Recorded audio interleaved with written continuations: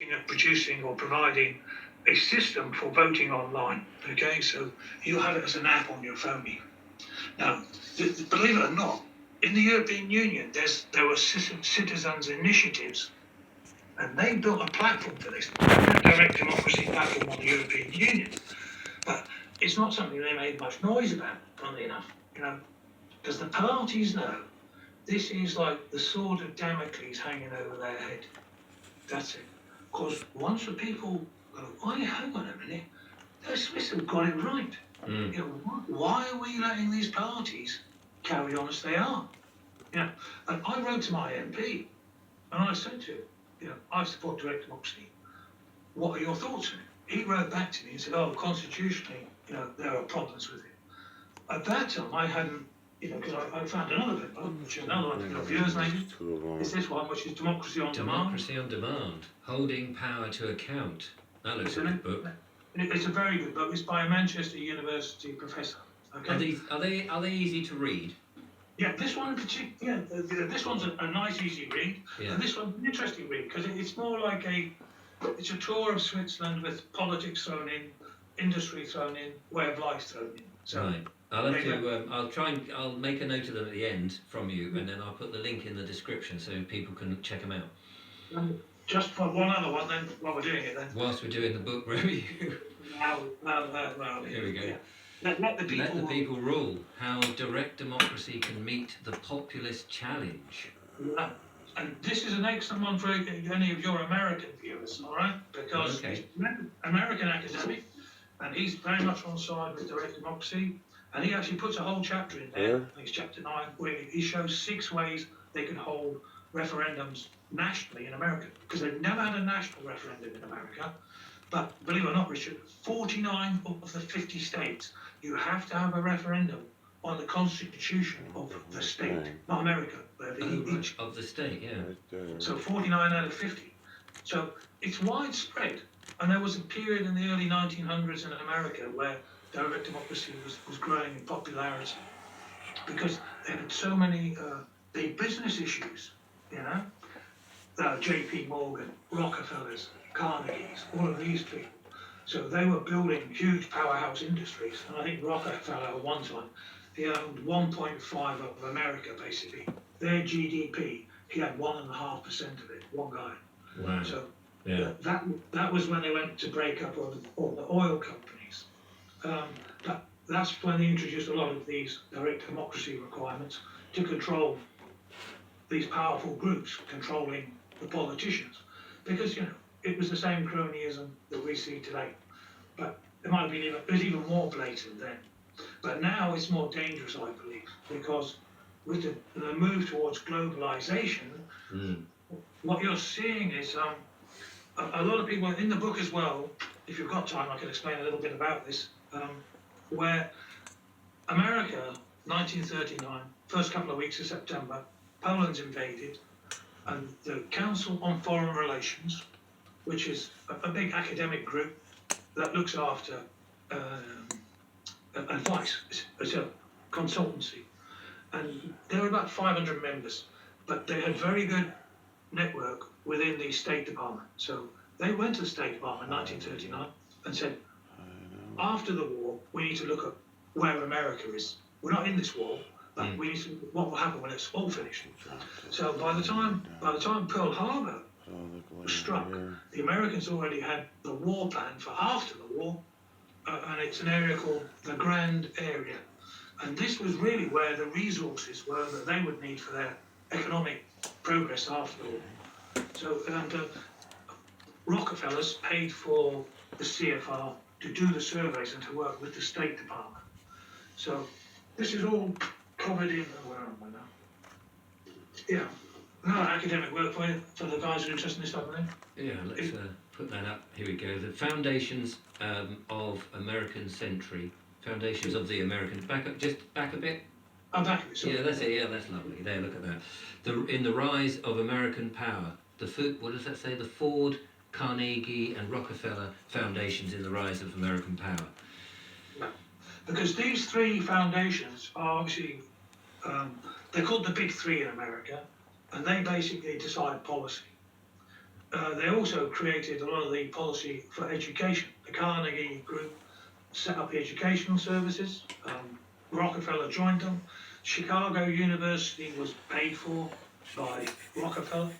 So what they wanted to do was to create this whole network of control. So the education system, which had been, as I was explaining to you, like Eton, they have a school over there called Groton, might be it's Groton, and huge numbers of presidents have been to that. It's just the same as Eton.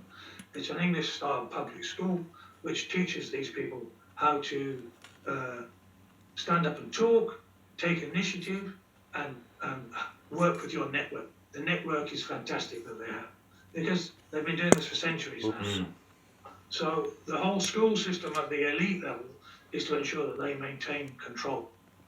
And the way to do that is, as you see, with the Tory party, they're good at this. Michael Gove is an excellent speaker. You know, if you take these guys on, you know, face to face, they're very good, very good. And that's how they get control. And so normal people get on with their lives. They haven't been trained. No.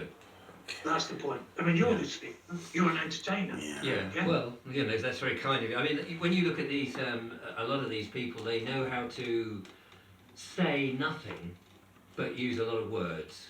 You know, and you think, oh, I've just had something very important told to me, but actually they've committed themselves to nothing. They've been very bland, really, and you know, they don't answer questions very clearly at all, and they seem to avoid a question, and often you'll get them saying things like, oh, well, if you're asking me this, and you think, no, that wasn't what they were asking you. Actually, they asked you, is this policy going to hurt us? And they go, well, if you're asking me, will some parts of the community suffer in this way? Well, no, I wasn't asking you that. And you know, and journalists also seem to be very lax in sort of being able to pin them down. But you're right; these people can speak in very smooth manners that I mean, I would struggle. I mean, you know, I can waffle around the subject, but you've also got to have the cerebral capacity to understand the nuance of what they're saying, so that you can analyse that very rapidly. And unless you're practicing that a lot. Then it's difficult, isn't it? And it's difficult for ordinary people, perhaps, when they're being spoken down to by these polished politicians, to be able to come back and rebut what they're saying or question it in detail. Well, that's why the direct democracy movement is looking at giving people that power, that, you know, retake it. Because in the end, we don't have to ask them, we just have to vote for it. You see? Right. Yeah. So, can I just want to ask you this question, which has been coming in my mind.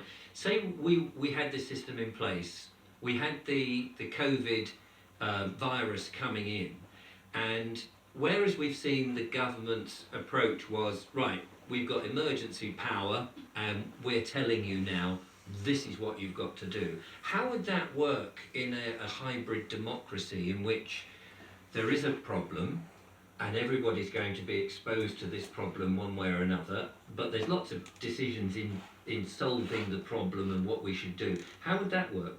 What would the Prime Minister's approach be? Right, well, obviously, they've got to get the approval of the people if there's a referendum on it. And they have, you know, they'll have votes. And what happens with this particular one, with the WHO, then obviously the panic propaganda was put out there, and it was in Switzerland as well.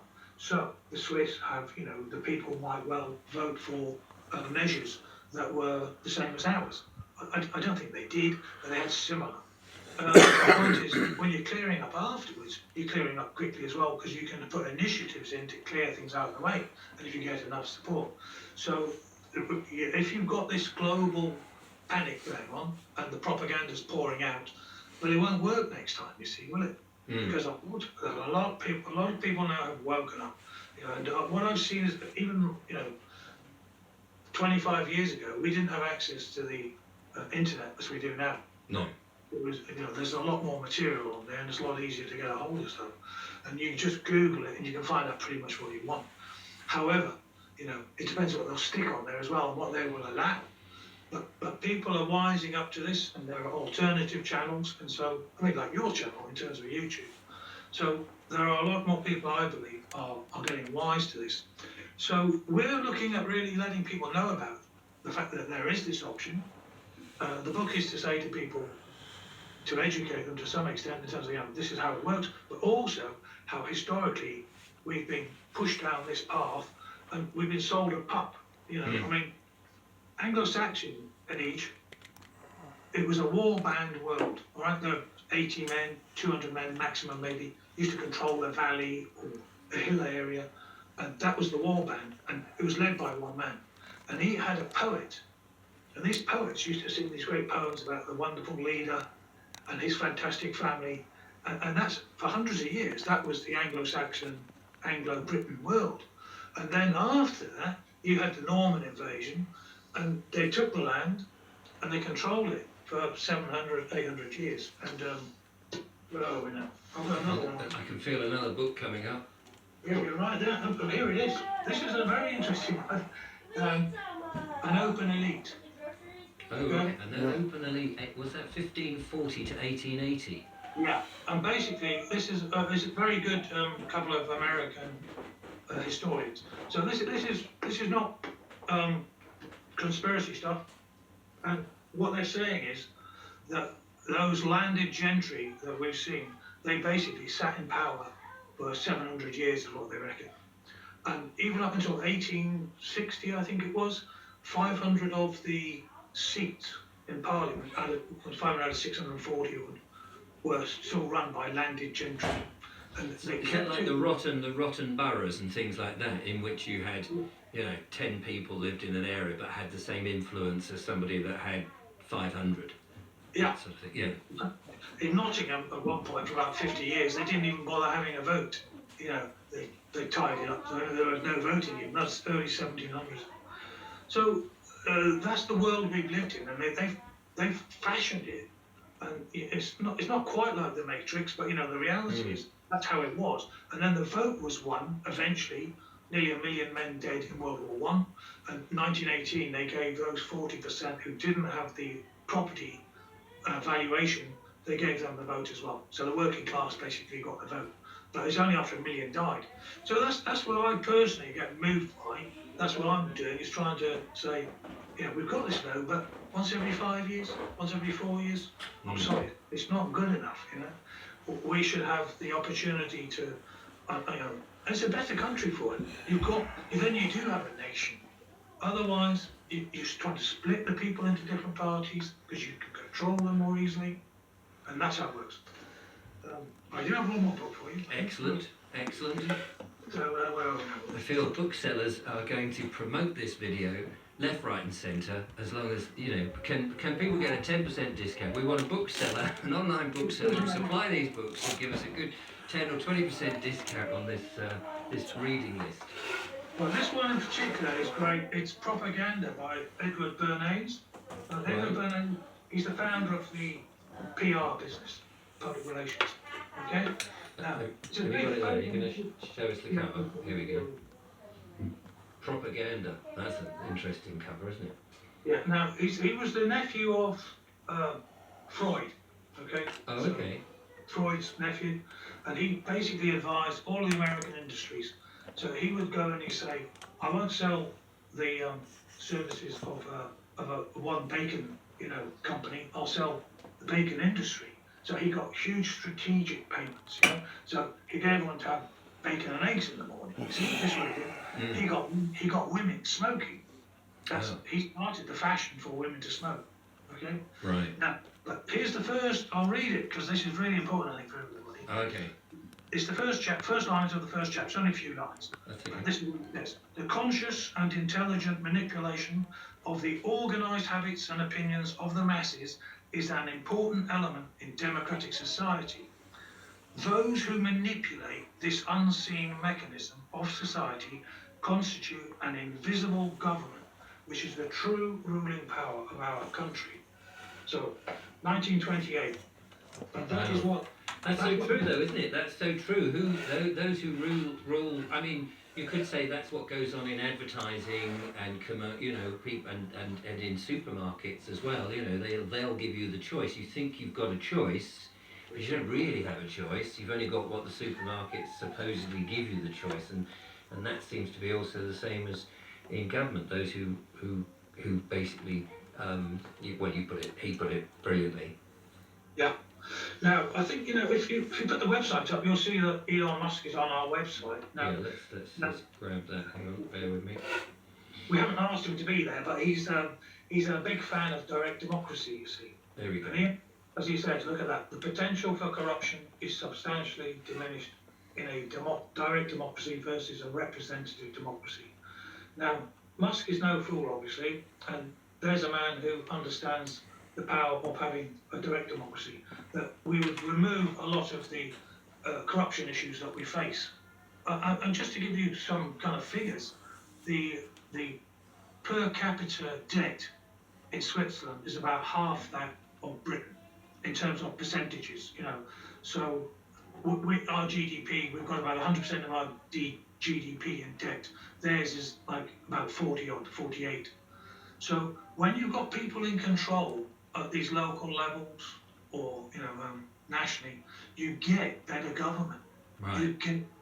You get a lot less waste, because if you're in one canton or in Yorkshire and you have your county schools or your local council looking after your bins, then you've got more direct interest in what they're spending, and most of a large part of the spending is at local level. So that's how it is done. You devolve all of this down. So I see direct democracy as much more powerful than just are your bins getting changed once a week instead of twice, or every 2 weeks. It's about how does that work with your how does that work then with your councils? Because in when it's like to the bins and things like that, or the 15-minute cities, you see the people in, say, Thetford. I did a video interviewing them, and they were sort of saying, look, you're supposed to be our council, you're supposed to represent us, we're going to be voting for you, and yet all you're doing is taking the diktats from above and telling us without asking us what we're doing. Yeah, well, that's the whole point of the referendums and the initiatives, isn't it? Yeah, to wipe that out. So I mean, the councils would still exist. Yeah, because they've got to administer stuff, haven't they? They do. But you're saying to them through the referendum, look, these are the choices we've made. With the light, it's not for you to make the choice. Nice it's to us to sort of look come at how up nice with, it looks. The what's the word I'm looking color, for? The approval. I'm telling you guys about the color we can do coming these into things.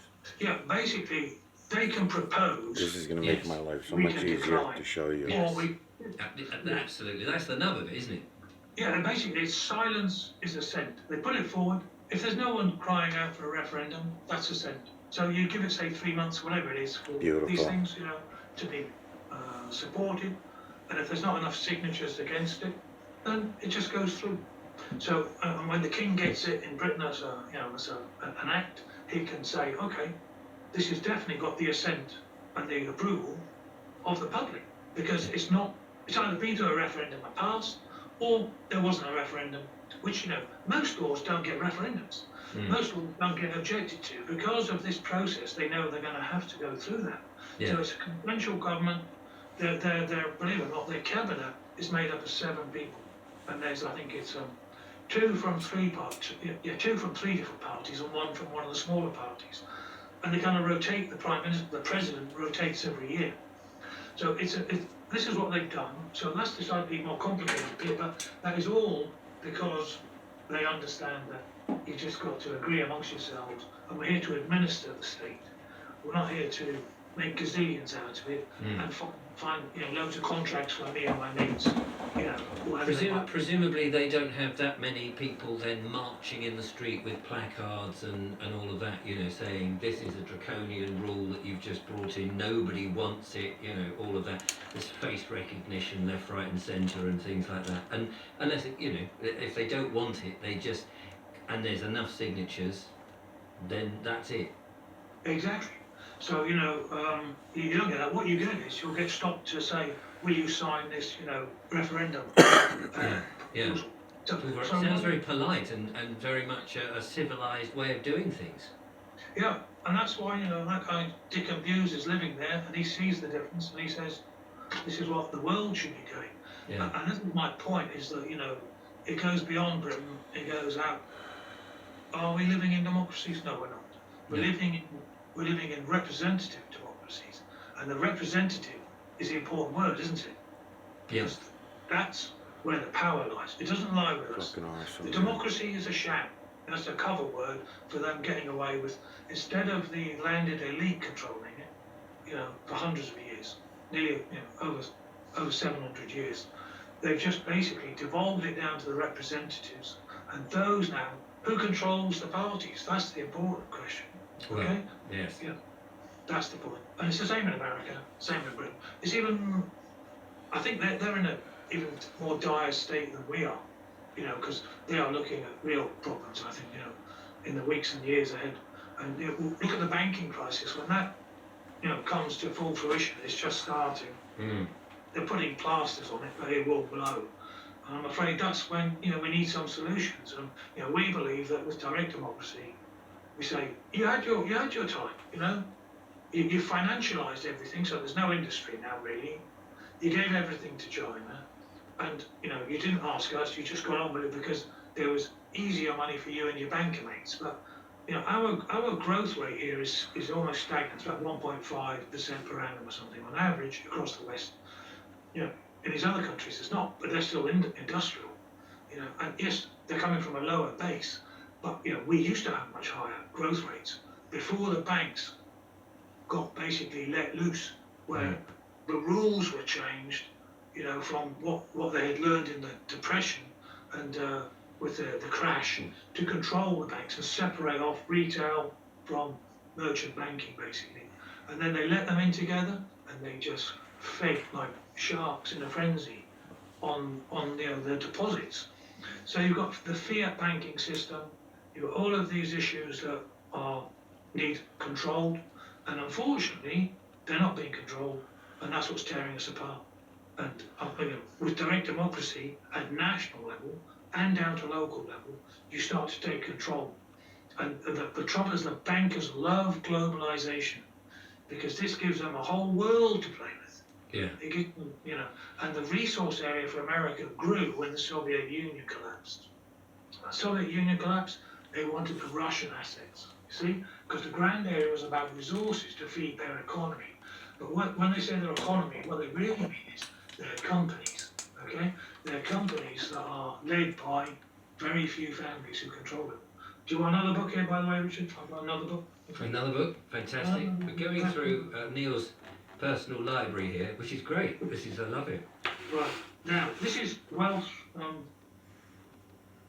Here we go. Wealth and Power in America. So what I've got here is a quote from. That looks like a very old book. It's 1962, but it gives you an idea. I've got more recent one for you as well. So. Right. Now, here we are from 1955. People are currently, people are going, they're getting on e-books or, World of Books or all these online places are going, the last copy, somebody's already beat me to it. I've probably got the last copy. Yeah, you've got the last one, there we are. And he's selling it for a mere £100. Sorry. Told my life, Richard. No, okay. I interrupted you, go on. In 1955, the 200 top non-financial companies, all right, most of which dominated their respective industries, okay, they directly owned 43% of the total assets of 435,000 non-financial corporations. Blimey. Companies, 200 companies, all right? Now, these corporations were controlled by approximately 2,500 men, and probably even fewer. Do you start to see what we're talking about? That's it. And now, I will show you the next one, which is the super hubs. Super hubs, how the financially elite and their networks rule the world. Gosh, the information's out there, isn't it?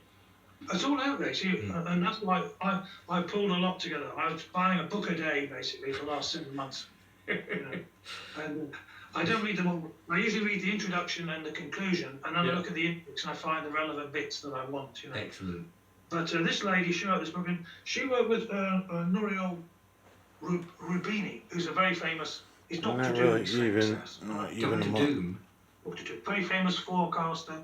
He's got one out now, Mega Threats, which is a good book as well. Dr. Doom. He doesn't No, like that must name, but have that's knocked what into it you. is. I'm sure he doesn't. No. Oh, it's rubbing. But This what she one's says rubbing. here, you'll see we had 200 American companies, yeah? Okay, Yeah. before now. Yeah. Now we're down to, here we are, what is it now? Researchers started out with a database comprising 37 million economic actors, 43,000 transnational companies, okay? 43,000. There was a tightly knit group of 1,300 companies hold a large portion of the corporate control in the world. But the inner core consists of only 147 companies now. So we're down, and this is global. Yeah. This is global. This is the same story, isn't it? The few. Exactly. Not surprisingly, most entities of this supercore are banks. Okay, the financial institutions now they're dominate both the top 10. So, if we don't get control of these people, everything's going to be out of line. You know, that's the reality. You can see it. Yeah. This vortex, but you've now got only 147, and that's globally. America had 200 companies at least before, and that's in the 50s. But now you've got less than 200, and that's the global elite. And this is, they run the central banks, and they suck everything up. And then when they break the system, they won't pay. But they own all of these companies. Yeah. No, we should be saying, excuse me, you all see all those companies, we'll have, if you want some money to refloat this, we'll take them off your hands. You see, and then we'll own. Yeah. Instead of just owning the bank, we want all of the companies. And without this moral hazard on their part, this is just going to continue. It's just a big grab, isn't it? It's horrendous. Yeah. So I'm just now thinking about my sceptical viewers who are going, sounds great, Neil, love the idea, but it'll never happen. You know, they've got too much control. They're never going to let go. How do we actually make the hybrid? What would be your approach? What do we need to do? You've got to remember, we've done this before. You know, the UKIP guys were involved with, you know, getting laughed at and, you know, treated as scum and all the other things that they were called. But they, you know, we got the vote. Yeah? We got the Brexit vote. No, so it took many years. So, but this is a crisis we're in. Yeah. Now, lots of independent people out there running for, you know, councils start to back direct democracy. The picture starts to change. What about someone like Andrew Bridgen? You know, he's just been thrown out the Tories. Yeah. He's a good, decent guy, you know, Yeah. ex-Royal Marine officer, you know, and he's the type of guy who might think, you know, if he introduced the idea of this into Parliament, you watch their faces drop. Believe me. They'll know that the end is nigh, okay? This is the point. If you want control, you want politicians who are like those in Switzerland, who are members of your community and want to do the community good, not just themselves, you know, and that's the issue. It's seen as a huge feeding frenzy for anyone who wants to go into politics. So we need to start getting people to stand up and say, I'll do the direct democracy bit, because then I've got support of the people. It's a simple system. It's nothing really complicated. You know, it's been developed. Don't forget, it's been used for 175 years now in Switzerland. This is not complicated. Yeah. They started it, so we can do it. Now, you know, we're creating, as I said, this voting platform so that people will be able to start voting. So, you know, people can start proposing votes and start comparing it and going to their MPs and saying, I want you to work like this. I want you, and you need to see that these are real, genuine votes. It's a highly secure platform, and that, you know, these are what we want. So if you don't support what we want, we'll find a party that does. Okay, now, how did we get the Brexit vote? All Cameron needed to know was that his vote was slipping away. Now, the Conservatives are in deep trouble now. As I say, Conservative Party, Progressive Conservatives in Canada disappeared, gone, overnight, in a similar, there's a culling coming for the Conservatives. It's, you know, they're deeply, deeply unpopular. So, the only line they may have is to look at something that will actually motivate people to vote for them, and I believe direct democracy will do that.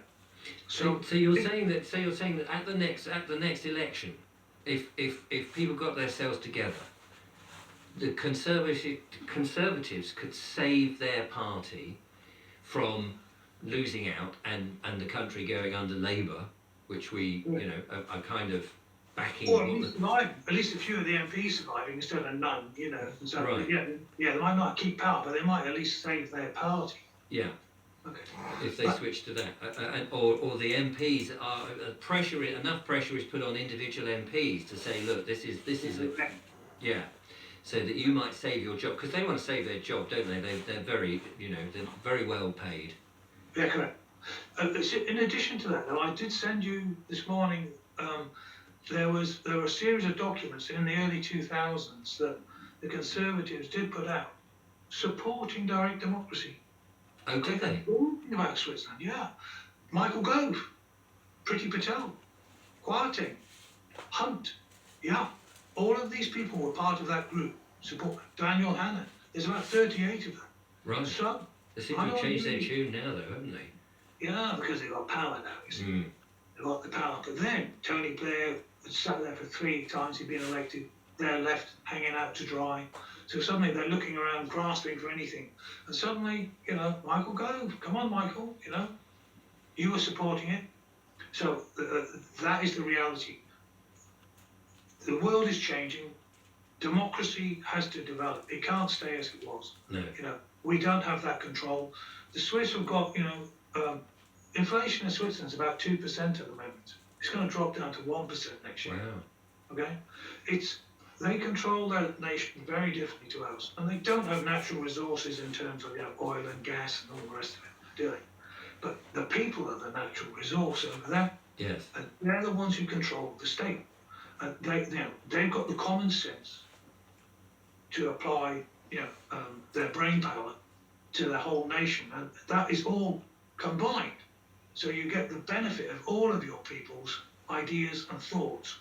What we get is, a few hundred people who will be told what to do by the party whip when there are major votes. So in other words, it's got nothing to do with what the people want. No. It's what every party has decided they wish to push. Well, this is really fascinating, and at the moment, so many people are trying to work out what to do, how to get away from this broken system, because nobody wants to go down the route of China, and it looks like that's where the government are trying to push us and control us with. Yeah, I mean, I don't think that people in the West, particularly in this country, will even. Even if they put all these masts up and all of these things and try and fry our brains with high-powered 5G or whatever it is, are just going to sort of roll over and do it, because they just think they just go, hang on a second, this isn't how we rock, you may want it. And so this is a great time to be talking about all of these things. Can people find more on your website? Let's just put that up. Which is, because you sent me 2 websites actually. Two websites, yeah. So that's one website, and the other one is that's the.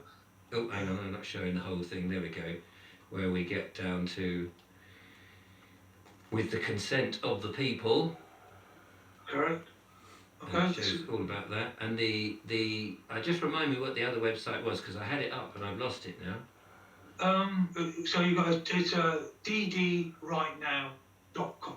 ddrightnow.com. Let me just punch that in, because I'm sure I had that DD. You're looking at my searches there, DD. No,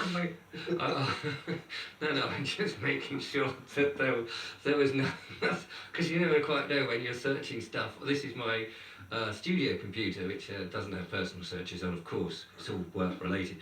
DD, what did you say it was? DD? Right now. Right now. Oh yeah, here we go. I've obviously searched for it before. We bring that back up on the screen in that way. There we go. And so people can get. It's a bit big there. Let's just reduce they it can down. join the movement. Send through their requests to join, and obviously, what we're hoping to do though is we're trying to motivate a lot of independents to back direct democracy. And you're getting more and more independents. Funnily enough, in Brighton, for instance, there are a lot more independent councillors now than there used to be.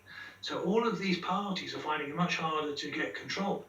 But what we want to see is, well, okay, why don't you just all, as independents, back direct democracy? Right. Yeah. That could be the thread that runs through it.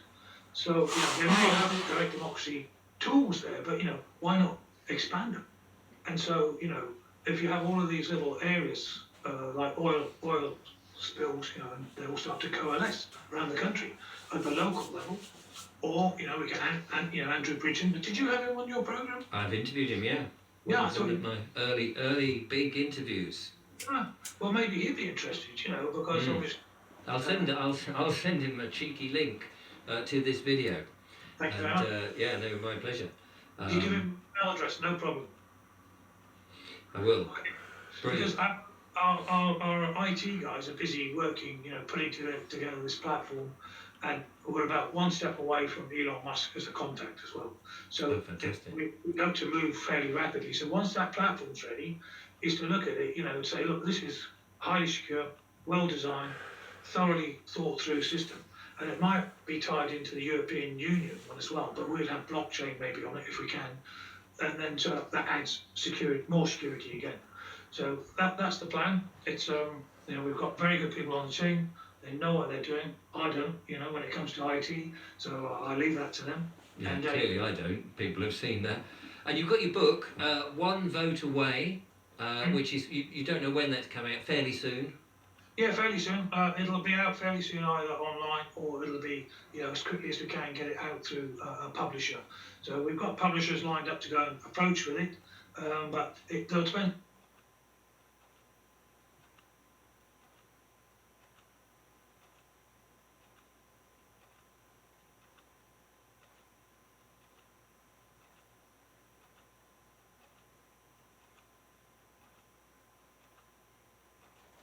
Meet new Febreze Air Mist.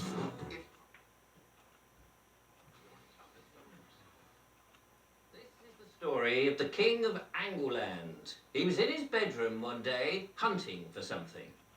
Do you know, I can't find it. I could have sworn it was here. I saw it only the other day, or at least I think I did. Maybe I dreamt it. It's not on the shelf. It's not in the wardrobe. I don't know where it is. Oh dear. I'll have to get some help. Sid, come in here, would you? At that moment, the master of the bedchamber arrived. Ah, there you are, Sid. Do you know, I can't find it. I must have it. I must have it, I tell you. It's driving me nuts. I don't know where it's gone. I've been up into the attic and I can't see it there. I've been down in the basement. I can't see it there. Do you know, I've been into the tower, right up to the very top where it's normally on display to the public. I spoke to the little man there who was supposedly guarding it, and he didn't see it. I don't know where it is. Where is it, Sid? I need it. After all, I'm coronated this afternoon. Oh, blimey. Well, I hope that washes off. I'm talking about my coronation, you fool. Now, I must have it. Where is it? What? My crown. I can't find it anywhere. Ah. What do you mean, ah, Sid? About your crown, Your Majesty. Yes? I'm afraid, we don't have it. You don't have it? What do you mean you don't have it? We sold it, Your Majesty. You had to sell it? What? My crown? What do you mean you had to sell it? Well, we'd had a war, you see, and the country was absolutely destitute. We had no cash whatsoever, and so we were a bit disturbed, and then these people came along and they made us an offer, and it was the best offer we could possibly have, and so, Your Majesty, we sold it. Who did you sell it to? The bankers, Your Majesty. Have you gone raving mad, Sid? You sold the crown of Angleland to the bankers? Oh, blimey. It wasn't just the crown, Your Majesty. What else have you sold? Well, we had to sell a few other trinkets, you know, just to make up the money. What other trinkets exactly? Well, it was a few palaces, I think, a couple of castles, and pretty much the whole estate, really. The whole estate? Well, what is my net worth? Not very much at the moment. But I am the king. I can't be a king without my own estate. This is outrageous. Don't worry, sir. Nobody's really noticed. Well, that's not the point. Righto, Sid. Well, you'll have to go straight back to those bankers and demand my crown back. I can't go and get coronated without a crown. I can't do that, sir. What do you mean you can't do it? Well, you see, when we sold the Crown Estate, we also sold a square mile of land in the capital, and unfortunately that's become their own dominion. Their own dominion? You mean I can't go into that land without a passport? pretty much, you see. You need permission to go into the square mile. God gracious, this gets worse and worse. What am I going to do? I can't sit there and be coronated without all these things. Don't worry, sir. You've got the oath. Oh, yes, the oath. About that. Have you seen what it says here? They want me to swear my allegiance to the traditions and the customs of the country and to the individual people, the people of this country, you know, the paupers and all of that, my subjects. Have they gone bonkers? I can't do that. After all, I've sworn an oath with old Uncle Schwab. He wants me to sort out the Great Reset. I've got to do that. Well, the people ain't going to like it if you don't swear allegiance to them. Oh, dear, this has put me in a very difficult situation, Sid. What am I going to do? Well, we've built you a canopy so that you can hide your shame underneath there. You've got your chairs of the estate. I think you'll be all right. I think, actually, if you just mumble something and sign a big piece of paper with a large flourish, it'll be fine. After all, we'll distract everybody immediately afterwards. We've poisoned all the ravens, and that will sort it all out. You've done what? You've poisoned all the ravens? Have you gone absolutely stark staring mad, Sid? You know that if you poison the ravens, or the ravens disappear from the tower, our kingdom will fall? Yes, I am aware of that, sir, but it seemed to work for your mother for 70 years, so I'm sure something like this will work for you.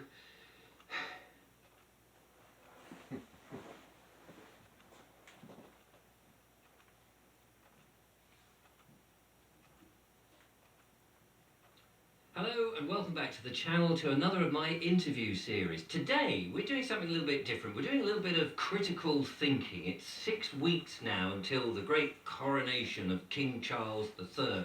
And what better time to start thinking about the man and that whole coronation procedure and, of course, the oath. Now, I've got this delightful book, which you may remember in a video that we did fairly recently, Light Bulb Moments, The Power of Critical Thinking. And one of the authors of that, the main author, was Gloria Moss, who is a professor.